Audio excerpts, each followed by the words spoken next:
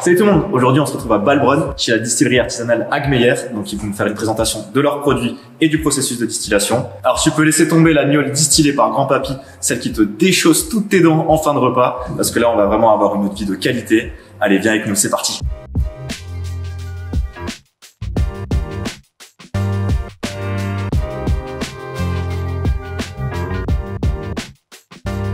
Donc on se retrouve maintenant avec Elsa Hagmeyer.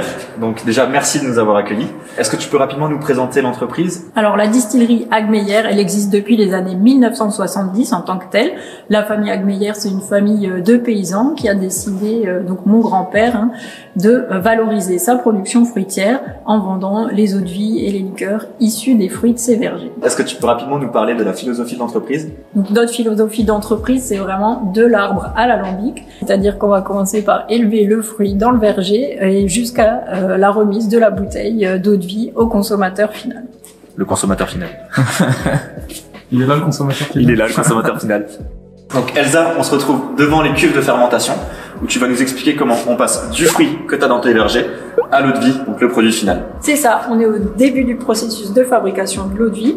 Donc il va falloir qu'on produise de l'alcool pour qu'on puisse extraire de l'alcool à la distillation. Bien évidemment.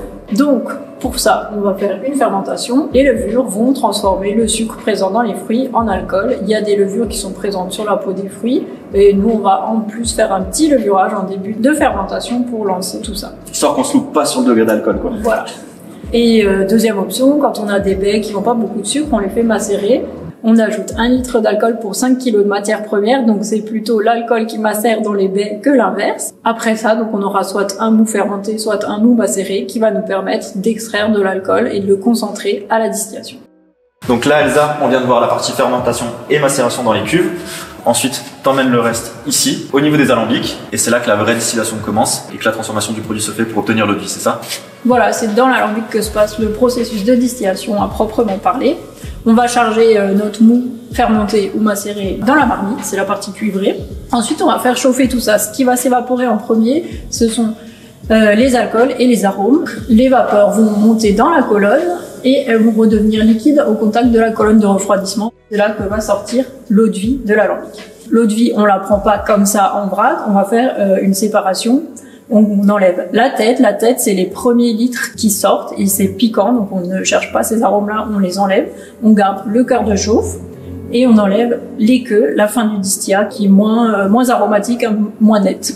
Donc là, tu te concentres vraiment sur le cœur pour avoir un produit de qualité et qu'au niveau de la dégustation, le client soit satisfait, en fait, c'est ça? C'est ça, c'est le cœur qui concentre le bon alcool, le bon arôme. Le cœur, très important.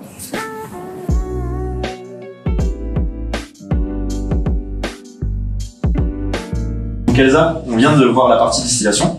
Maintenant, on voudrait juste apprendre comment déguster et vraiment apprécier tes produits. Est-ce que tu peux nous donner quelques conseils?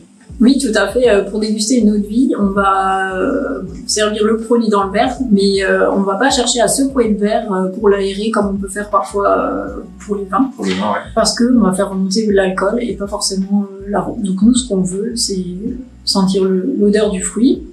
On met le nez dans le verre, on n'inspire pas trop fort et on sent l'arôme du fruit. Si on veut apprécier les larmes ou la texture de l'eau de vie, on va incliner doucement le verre mais sans secouer. Après, pour la partie vraiment dégustation à proprement parler, il ne faut pas prendre beaucoup d'eau de vie pour en avoir le goût. Donc, on mouille les lèvres, le bout de la langue et on salive, on avale doucement. Donc, peut-être une question de dosage pour vraiment apprécier pleinement tes produits. Voilà. Par quoi on commence?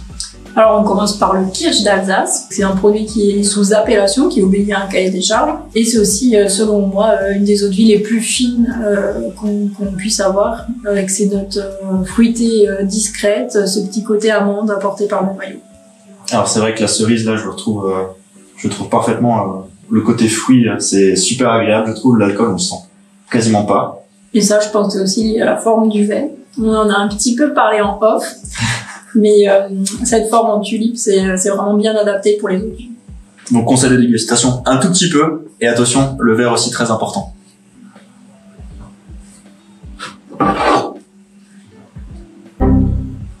Ah ouais. Je comprends pourquoi il a été médaillé, franchement. Et donc en bouche, il y a le côté onctueux qui va rester sur la langue. Après, on a le côté fruits rouges, le jus de la cerise, le côté un peu pâtissier. Et en fin de bouche, la note d'amande qui est apportée par le noyau. tu disais que ça s'associait vraiment bien à tout ce qui est dessert. Et là, franchement, quand je l'ai goûté, moi j'ai du chocolat qui me vient à l'esprit, là, un dessert bien chocolaté. Avec ça, franchement, je pense que ça doit être royal. Oui, le kirsch, il a la particularité de sublimer les desserts. Ça va alléger le côté crémeux de la forêt noire et ça va bien accompagner le chocolat. Caméraman, un petit verre. Avec plaisir. Donc là, tu vas nous parler un peu de ton produit. Donc tu fais un whisky alsacien. Qu'est-ce qui va faire sa particularité? Pourquoi tu as décidé vraiment de nous le présenter? C'est un produit qui me tient à cœur parce que c'est le premier produit qu'on a vraiment fait en collaboration avec mon père, donc dans cette optique de transition. Il est fait avec l'orge de nos champs. Il est vieilli dans des fûts de chêne de vignerons alsaciens, donc qui ont contenu du vin d'Alsace. Et tout ce côté-là, ça va lui donner une caractéristique alsacienne. Déjà, on le distille dans nos alambics en cuivre, dans lesquels on distille aussi nos eaux de fruits.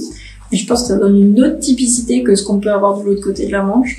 Et en plus, il a un nom particulier. C'est la sensation que ça te fait quand tu le dégustes. C'est vraiment le waouh. C'est ça, il s'appelle Wa. Et c'est un clin d'œil vraiment à un moment de dégustation sur les pistes de ski autrichiennes au cours de son élaboration.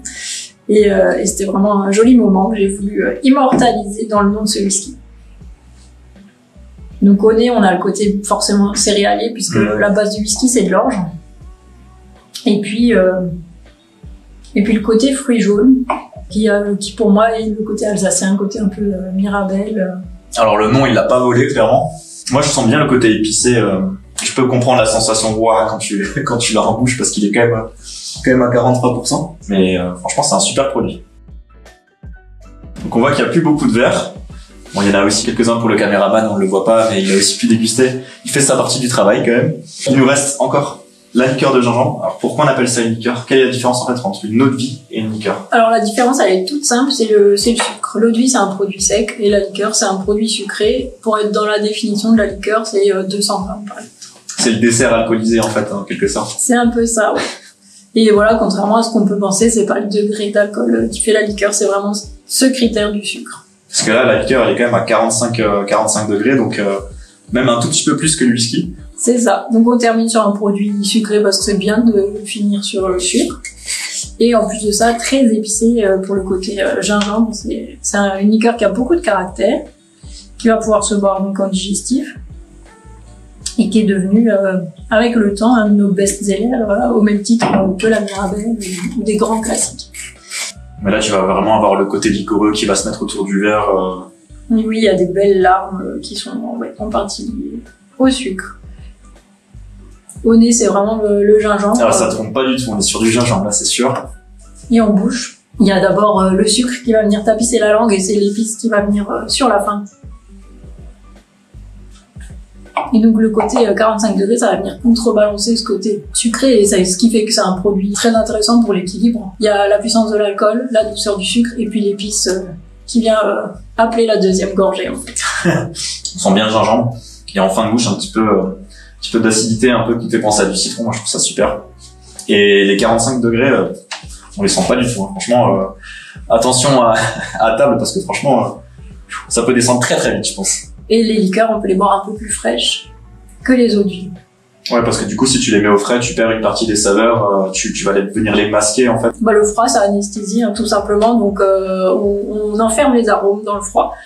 Après, je t'avoue qu'après avoir bu les 3 alcools, là, j'ai plus du tout froid. Je suis, au contraire, plus anesthésié du tout, là. Je me sens à température ambiante, là, c'est clair. C'est la bonne température. Franchement, tu vas aimer. Tu vas aimer, franchement. Ça arrive. C'est sûr. Merci beaucoup Elsa d'avoir passé du temps pour nous présenter la partie distillation et nous avoir fait déguster des super produits. Franchement, moi j'ai vraiment apprécié, je pense que le caméraman aussi. Mais déjà, merci à vous d'être venu jusqu'à Balbronn pour en apprendre plus sur la distillation. Nos produits, on va les trouver ici à la boutique en vente directe du lundi au samedi. Et après, on a plusieurs revendeurs, que ce soit des magasins de producteurs ou des cavistes. Tout ça, vous le trouvez sur notre site internet de la distillerie. Trouvez nos produits. Donc n'hésitez pas à passer ici. Et si jamais vous n'avez pas l'occasion de venir, vous pouvez passer à la Nouvelle Douane à Strasbourg. Ils ont tous les produits disponibles. Donc merci beaucoup Elsa, c'était vraiment top. Et puis à une prochaine. Merci, à bientôt. Merci beaucoup à Elsa d'avoir passé du temps pour nous présenter tous ces produits. Donc, on est vraiment sur des produits de qualité, ça fait plaisir. Vous retrouvez donc tous les liens de Agmeyer dans la description de cette vidéo. Si vous aimez cette vidéo, n'hésitez pas à la liker, à la partager. J'espère aussi que vous avez retenu la technique justement pour apprécier la dégustation et ne pas vous cramer l'œsophage à chaque fois que vous buvez autre chose que votre petit jus d'orange le matin. Nous, on va sortir d'autres vidéos, donc n'hésitez pas à nous suivre sur Instagram, à nous suivre aussi sur notre blog. Puis on se retrouve pour une prochaine. Allez, bye!